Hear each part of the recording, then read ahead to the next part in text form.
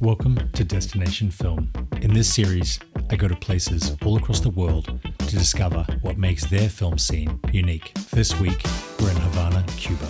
So I've been in Havana for 2 days now. I've walked around the city, I've driven around the city, I've visited a ton of different locations, I've met a couple of filmmakers.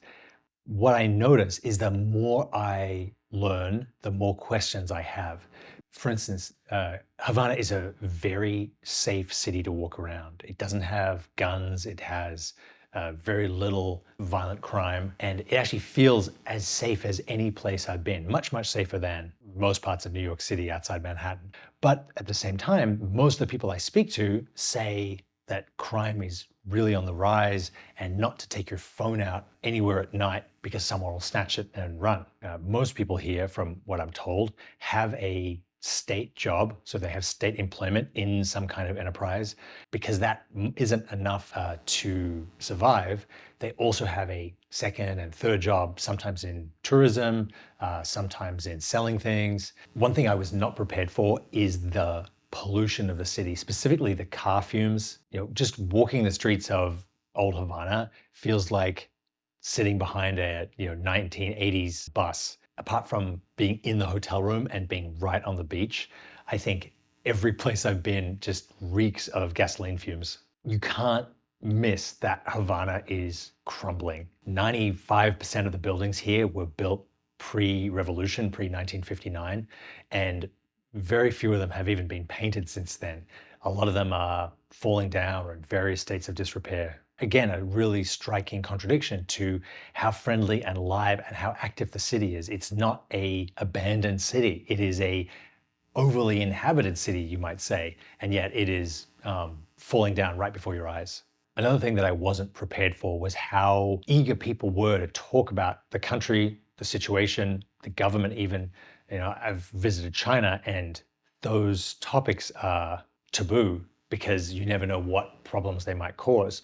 But in Cuba, everyone has an opinion, everyone's discussing what the government should or shouldn't be doing, and everyone seems unanimous in how much they love their country, but how it could be better. Cuba is also an amazing location that, because of the blockade, that could double for a huge variety of historical locations and epochs. I caught up with Sandy Cancino, a local filmmaker, to find out more. Cuba realmente es un país que se ha parado en el tiempo y eso hace de Cuba un país peculiar para la fotografía. Y son épocas que muchas productoras les gustaría poder explotar, pero sí se hace difícil, se hace muy difícil hacer ese convenio entre Cuba y esas productoras, también porque Cuba políticamente tiene problemas. El problema no es el dinero, sí. El problema son los vínculos políticos. Cuba hoy en este momento es un país catalogado como patrocinador del terrorismo. Entonces vienen a invertir en Cuba y pueden ser sancionadas las productoras por el Tesoro, por la Oficina del Tesoro de Estados Unidos o por cualquiera de esas cosas. Filmmaking in Cuba is uniquely problematic. To shoot anything of significance here, to shut down streets and get cranes and dollies, you need to have some sort of political connection, or at least work with someone who does. But if you do that, you will run foul of the US embargo, which designates the Cuban government and army as state sponsors of terrorism, just like Iran, Hamas, or ISIS. You could find yourself denied access to the US, have your assets seized both in the US and your home country, and even face criminal charges. Yes, The Fast and Furious was shot here in 2016. That was under a special Obama era of open collaboration. They hired thousands of people and imported helicopters and cranes. But when Trump took office, he ended all of that. And now Cuba is back on the bad list. So like every time I travel to a country, I like to shoot a short film or at least a scene in that country. I had hired a fixer. He found me these incredible actors, one of which was very well known in Cuba and for a long time was on one of the big Cuban television shows.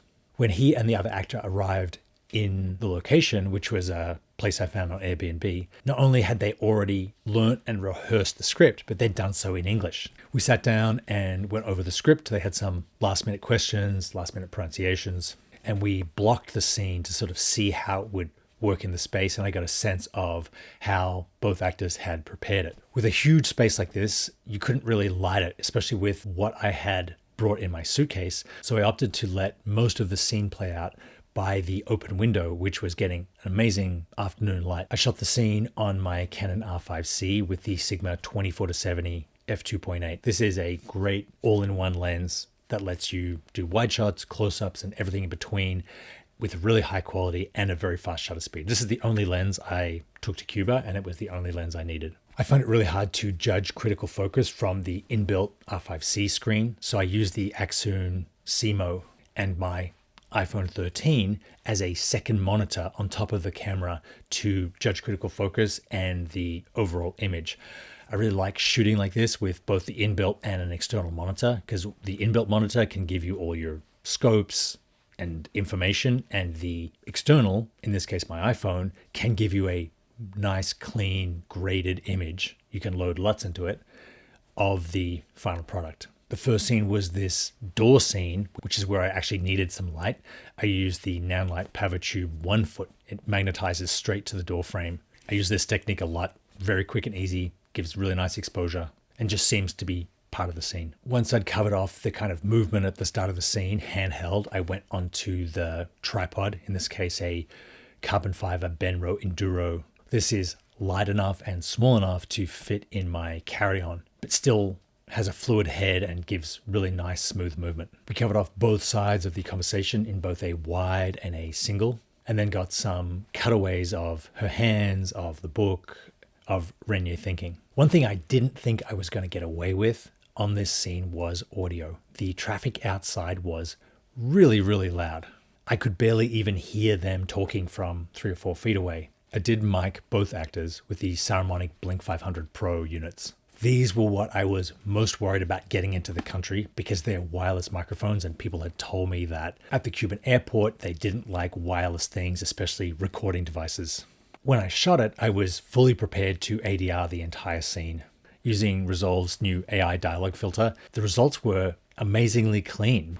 If no sense can be made and nothing can be changed. In the final result, it shows how amazing it is to shoot in Cuba. You have access to incredible locations that are unlike anything else in the world. You have these fantastic actors who will show up prepared and are excited to work. If it wasn't for how great talent is in Cuba and how great the locations are in Cuba, all of the negative sides wouldn't be worth it. Another big problem with working here is the slowness and inconsistency of the internet. You don't think about it much, but you use internet for everything from Google Maps to paying people to checking your flights. And in Cuba, that can be really problematic. The very first day I was there, I got hit with $200 roaming charges just for turning on my cell phone after I got off the flight. There are also no credit cards here. American Express, Visa, and MasterCard cannot operate in Cuba, so you'll need to bring the entire budget of your film in cash. Most people here speak some English, some speak perfect English if they have contact with the tourism industry, which is a lot. But the older the person is, the less likely that they'll speak English.